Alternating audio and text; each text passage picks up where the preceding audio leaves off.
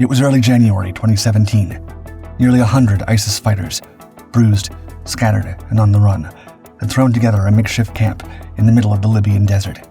They were running low on supplies, miles away from any city they could disappear into, and armed with nothing more than cheap rifles. Yet the men clung to the promise of a counterstrike, and with each passing day, they inched closer to making their enemies pay. Not a single rebel noticed the hunters coming down from the sky. They were a pack of 3, invisible to radar, built to vaporize entire cities and disappear without ever being seen. A single strike from them could be enough to level a nuclear facility. A band of extremists in the desert wasn't even a challenge. But the bombers about to rain divine fire over the desert were here to deliver a message.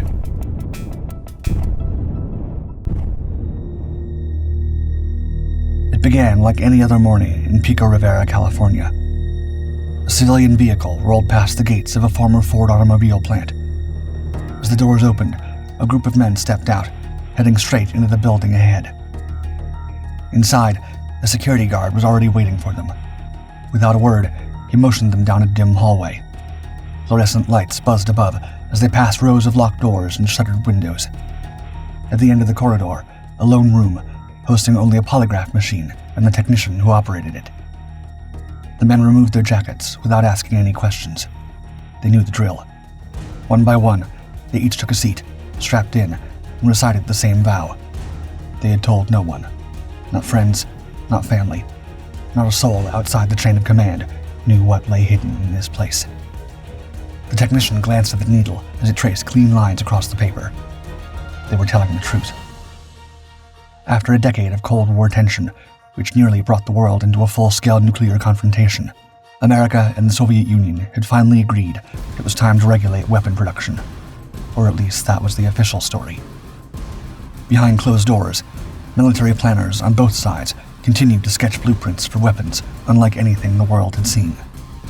In the United States, officials knew that next time the Soviets pointed nuclear warheads at the mainland, they might not be so lucky. They needed to make a new kind of attacker, one that was virtually invisible, capable of vanishing from radar the moment it lifted off, fly undetected across continents, and rain nuclear fire upon the Kremlin if deterrence failed. Up until that point, this was the stuff of science fiction.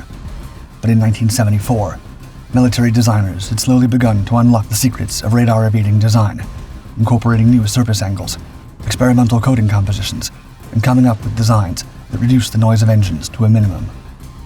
The Defense Advanced Research Project Agency called for American aviation companies to exploit this newfound technology and come up with a design that could become the nation's most discreet mass destruction weapon. It was a top-secret project, with staff having to undergo regular background checks and special clearance to form part of the project. Although federal workers knew about the existence of the experimental aircraft, few details were available, even to top-level politicians. The project soon became one of the most expensive in American military history, with the cost to construct and maintain each aircraft surpassing the $1 billion mark. A single flight hour could cost up to $135,000, while the monthly maintenance fees escalated to nearly $3.5 million. Lawmakers were scandalized. Some wanted to slash the number of aircraft built. Others questioned the viability of the project altogether. But as the aircraft was finally unveiled to the world, it was immediately clear that despite its exorbitant costs and clandestine creation, it was indeed one of the most extraordinary aircraft ever built.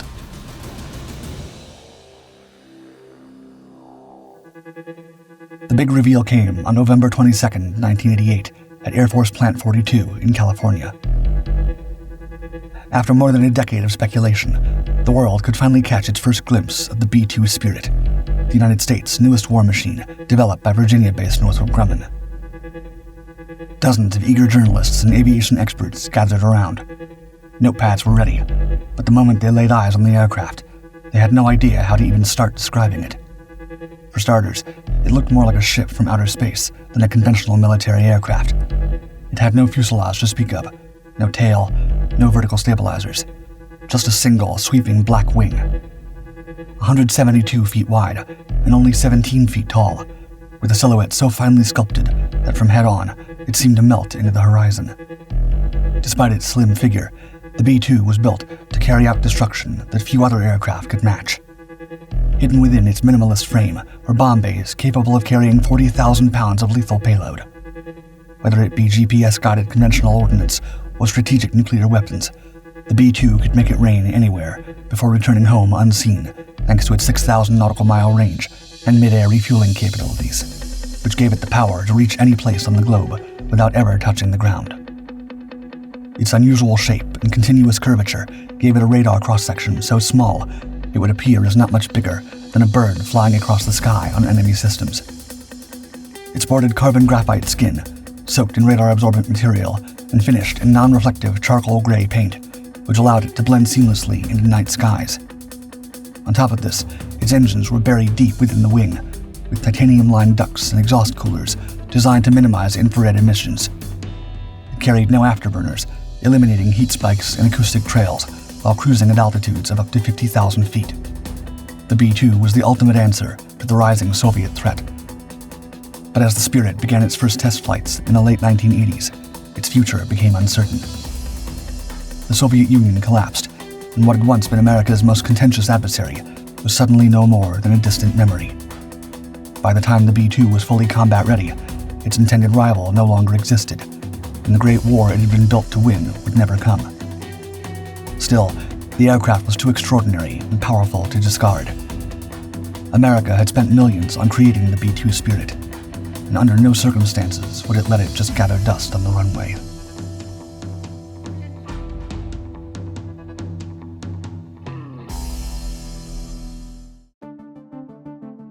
In 1999, at Whiteman Air Force Base in Missouri, the giant doors of a hangar groaned open, revealing 6 B-2 Spirits. They rolled onto the runway, and one by one, they each took off. Inside the aircraft, 2 to 3 person crews set the autopilot for their final destination, Yugoslavia, where federal forces had unleashed a brutal crackdown against Kosovo Albanian separatists, prompting America and its NATO allies to intervene. Had already raged for more than a year, the United States hoped to end it once and for all with its silent aerial predator.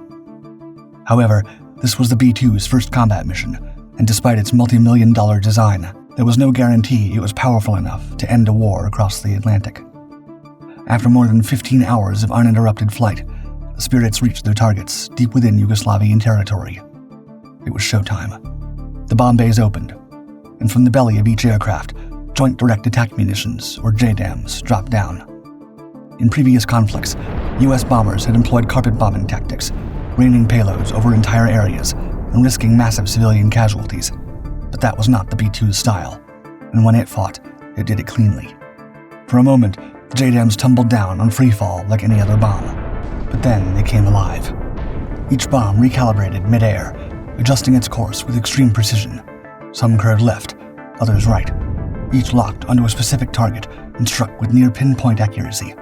The ones that missed their marks did it by no more than a few feet, minimizing any unnecessary damage to their surroundings. It was the first time in history that GPS-guided JDAM smart bombs had ever been used in combat. The result was devastatingly efficient. The Spirits returned home 30 hours after takeoff. After a brief reset, the aircraft were rearmed, refueled, and launched again. Over the coming days, the B-2s would carry out 50 precision sorties, dropping 11% of all bombs used in the conflict, despite representing just a fraction of NATO's 34,000 total airstrikes. Within weeks, Yugoslavia capitulated. Over the following years, the B-2 Spirit would just keep on staking victories upon participating in some of America's most notable campaigns, including the war in Afghanistan, when it flew from Missouri to Kandahar and back in 44-hour marathon missions, obliterating Taliban infrastructure before ground troops had even arrived. However, perhaps one of its most talked-about missions would come years later, in 2017, when the Spirits were once again summoned, this time to strike an enemy no one had predicted.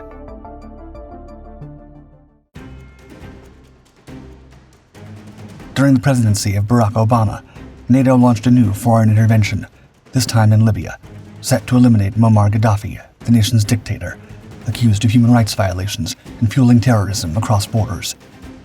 Western forces and local rebels swept through the nation, storming across the capital city of Tripoli in search of Gaddafi. But he was nowhere to be found. Back in the United States, intelligence teams scoured every signal and satellite feed. Gaddafi was believed to have fled before NATO could get to him, hiding somewhere deep in the Libyan desert, rallying loyalist tribes for a final counteroffensive. Americans had to stop him before he could reignite the war. Suddenly, a satellite phone call came through the U.S. surveillance systems. Gaddafi had just given away his position. Within moments, a Predator drone, remotely piloted from a secure base near Las Vegas, cut across the Libyan desert, scanning the landscape below. Its sensors locked onto a convoy, 75 vehicles strong, kicking up dust as it surged west of Sirte. The order was given, and the Predator released its Hellfire missile. Seconds later, the roar of French Mirage 2000D jets followed, diving in to unleash a coordinated aerial attack. The convoy broke, vehicles scattering in all directions to avoid the incoming shells. Yet from above, pilots couldn't confirm which was the vehicle carrying Gaddafi, giving him just enough room to maneuver out of the way and drive past the missile storm. Once out of the line of fire, Gaddafi's group ditched the wreckage and crawled into a cement drainage pipe, hoping to outlast the enemy assault. But soon, local Libyan ground forces found their location. They closed in and dragged him out of his hideout by force, executing him on the spot. NATO's mission had succeeded, and the dictator who had ruled Libya for 4 decades was finally gone. Yet no plans about what to do next had been made, an error which years later President Obama would describe as, quote, his worst mistake. With Gaddafi gone and no government left to fill the void, Libya descended into chaos. As borders shattered, warlords stepped up to claim absolute control of the land, and militias took to the streets. It was the perfect breeding ground for extremist groups to take hold of the nation, and the opportunity had not gone unnoticed by the Islamic State, which, stationed across the sea in Syria and Iraq, was ready to turn North Africa into its latest conquest. American officials could only watch in horror as Libyan extremists began to pledge their allegiance to ISIS. Fighters flowed in across the borders, swelling their numbers into the thousands. Within months, ISIS had planted its banner on Libyan soil, enforcing Sharia law and carving out a new front in its so-called caliphate. Another civil war quickly erupted between the fractured Libyan forces, seeking to liberate the nation from the intruders and those seeking to join ISIS. Cities were turned into fortresses, with ISIS fighters wiring roads with mines, laying traps in alleys, and turning every building into a kill zone. For the anti-ISIS forces, carrying out ground operations quickly became impossible. Once again, the United States would have to rain fire from above. Drones began circling overhead. From a safe distance, pilots watched grainy infrared images of targets moving across the terrain, cutting them right on their tracks with precision strikes. But there were too many fighters and too much ground to cover. Drone strikes alone weren't enough. American generals escalated to fighter jets and attack helicopters, tasked with the contradictory mission of launching hundreds of airstrikes against ISIS strongholds, while keeping their attacks as contained and precise as possible in order to avoid civilian casualties. The campaign was grinding, but it worked. Enemy positions fell one after the other, and soon the airstrikes managed to hammer ISIS just enough for the pro-Western Libyan fighters to keep pushing forward. However, eradicating the extremists entirely would not be so easy, even after the streets began to be liberated. Whenever bombs fell, fighters scattered. The U.S. Air Force even had a nickname for them: squirters. When pressure mounted, they didn't stand and fight. They oozed through the cracks into new locations, including nearby urban areas where the Americans couldn't follow. However, one of those squirter groups, about 100 fighters strong, fled into the desert by the outskirts of Sirte. Surveillance drones spotted them quickly. Officials could see they had set up 2 makeshift camps, most likely regrouping before setting out on another strike against Libyan cities, or worse, against American allies abroad. For the ISIS loyalists, this was a risky move. They were out in the open, with no air defenses, no cover, and far away from civilians they could use as a shield in order to avoid American strikes. To put it simply, they just made themselves into the perfect target.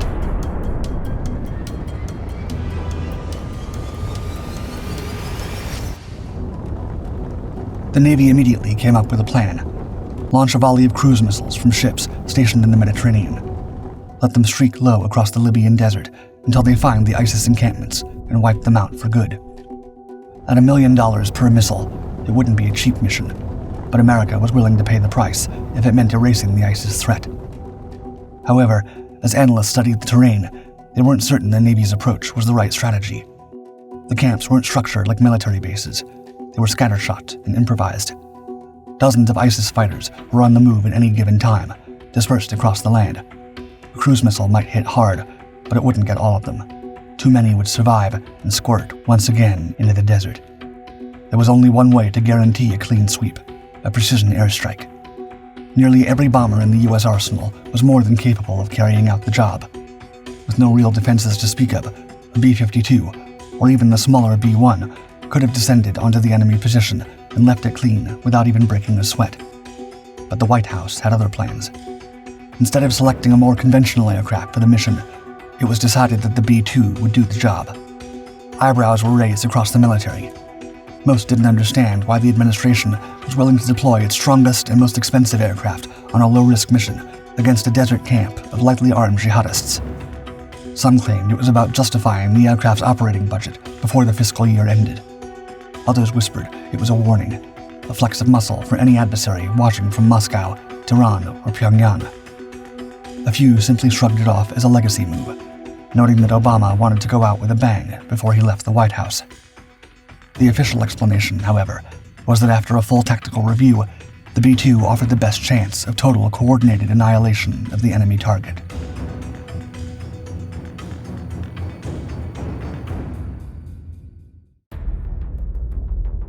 The call came in early January. A secure line lit up at Whiteman Air Force Base in Missouri, home of the B-2 Spirit Fleet. The message was brief. The pilots of the 509th Bomb Wing were Libya-bound. The group's lineage traced all the way back to World War II, when the unit was originally formed to deploy the atomic strikes that wrecked Hiroshima and Nagasaki.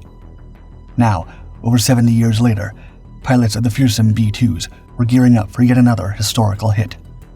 Lieutenant Colonel Nicola Polidor, commander of Detachment 5, 29th Training System Squadron, stated in an interview, quote, "We prepare and train every single day in case we get called up tomorrow."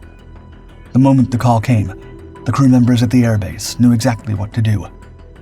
Over 100 personnel moved like clockwork, loading nearly 80,000 pounds of precision ordnance into the bomb bays of 3 Spirits under absolute secrecy.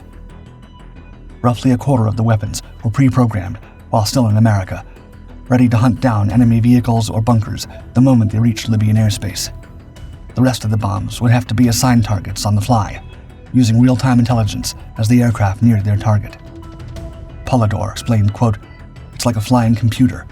We can input the pressure, airspeed, or target for a weapon from that panel and send it." Still, the mission wouldn't be any easier for the pilots. Like all B-2 operations, this would be an ultra-long-distance strike, over 30 hours round trip, with no landing or rest. And for all its futuristic power, the B-2 wasn't built for comfort. There were no sleeping quarters, no galley, not even proper refrigeration. Pilots packed microwavable meals and shared an inflatable mattress, barely long enough for anyone over 5'8". Because of this, crews were granted a mandatory 3-day rest period to prepare for the upcoming launch. However, most didn't need it. They were used to these sorts of marathon missions. One commander, identified as Scatter, reportedly didn't even bother to bring anything that could have made his rest time on board the aircraft more comfortable.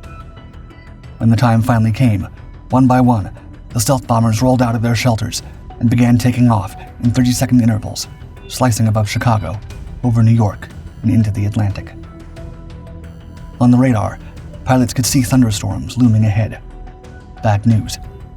Because of the way the B-2 is built, the aircraft is at a greater risk of being damaged by lightning strikes, and protocols require it to remain twice as far from thunderstorms as other aircraft would. Still, the crews pushed through, plotting safe lanes past the storms as they approached the Mediterranean. However, lightning was not the only thing pilots had to keep an eye out for during the journey. As fuel reserves began to dwindle, the B-2 pilots had to search for KC-135s and KC-10s hiding behind clouds to conduct refueling operations. According to experts, in-flight refueling remains one of the most difficult challenges for B-2 crews, requiring the pilot to switch off autopilot and maintain perfect position as the tanker carefully connects its hose to the fuel door on top of the bomber. Scatter explained in an interview, quote, "The airplane is built to go into combat and be low observable. It's not designed to make it easy on us. It's built to bomb a country, not to land at LAX." Despite the obstacles along the way, The B-2 Spirits arrived in the Mediterranean skies roughly 15 hours after takeoff. Far ahead, a sliver of coastline emerged, the jagged outline of Libya. The enemy was within reach. As the bombers crossed the shoreline and neared their target zone, stealth mode activated. Onboard systems powered down, reducing emissions. Their radar signature dropped to near zero. High above the ISIS encampments sprawled across the desert below, American drones were ordered to clear the airspace, silently withdrawing to make way for the incoming strike without alerting the enemy. The B-2s advanced at 480 miles per hour, cruising at an altitude of over 35,000 feet.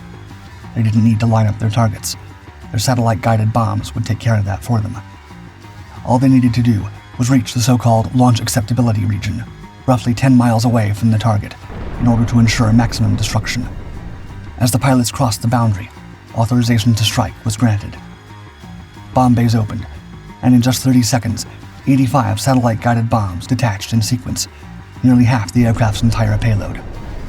The only sensation for the pilots was a muted vibration as the bay doors cycled open and shut. Once airborne, the bombs got to work. Each one was following its pre-programmed coordinates and engaging in a complex choreography, weaving across each other as they located their intended targets on the ground. The ISIS fighters had no warning. Their first and only indication of the attack was a soft hiss of air before the bombs began to detonate all around them. From the cockpit, the B-2 crews watched as orange flashes burst across the landscape. The encampment below was being vaporized in real time. Most of the militants were eliminated in that opening salvo, but as Mission Commander Scatter later described, quote, "You've got a desert with people camped out in the middle of nowhere. You drop a bomb on them, it's like kicking an anthill. They may run, they may need a re-attack."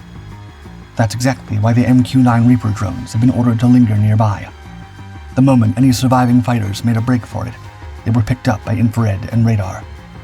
Hellfire missiles and 500-pound GBU-12 Paveway laser-guided bombs followed close behind, fired by U.S. drone operators halfway around the world. The assault was devastating, yet it concluded almost as soon as it had begun. At the command center, officials radioed in, searching for any sign of life. None was reported. Casualty estimates vary, but most reports place the confirmed enemy kills around 85. According to Pentagon Press Secretary Peter Cook, the encampments had been effectively destroyed. With the job complete, the B-2s banked and began the long journey home. 34 hours after launch, they touched down on American soil. Awaiting them on the runway was a gathering of senior officers, news crews, and the ultimate post-mission reward, a dinner of steak, eggs, and cold beer. They had earned every bite. Nearly 4 decades since its debut, the Northrop B-2 Spirit remains one of America's most formidable weapons, and military officials' top choice when it comes to carrying out highly sensitive missions across the globe. Just in 2025, the Spirit was called into action once again. Acting under direct orders from President Donald Trump, a pack of B-2s lifted off once more from their airbase in Missouri, set for a strike against Iran. Their objective: annihilate 3 critical nuclear facilities, in order to cripple Tehran's ability to develop weapons of mass destruction and put an end to the escalating aerial war between Iran and Israel. The mission, codenamed Midnight Hammer, saw pilots from the 509th Bomb Wing embark on an 18-hour transatlantic journey into contested skies, flying radio silent for most of the route and relying on mid-air refueling to keep going. This time, when the B-2's bomb bays opened, 14 GBU-57 massive ordnance penetrators fell down. 30,000-pound bunker busters designed to crack open even the most fortified underground sites. The bombs rained down over Iran's nuclear facilities in Fordow, Natanz, and Isfahan, each detonation sending a shockwave intended to shatter reinforced concrete. President Trump would later claim the strikes had, quote, completely and totally obliterated the sites. However, America knows that the B-2 Spirits will not be able to keep carrying out missions like the ones over Libya and Iran forever. And before the legendary aircraft reaches its limit, the nation is already working on its eventual replacement, the B-21 Raider. Also crafted by Northrop Grumman, the Raider is referred to as, quote, the world's first 6th-generation aircraft, a term used to describe a modern type built for a new age of warfare, where battles may play out beyond visual range, across cyberspace, and even in orbit.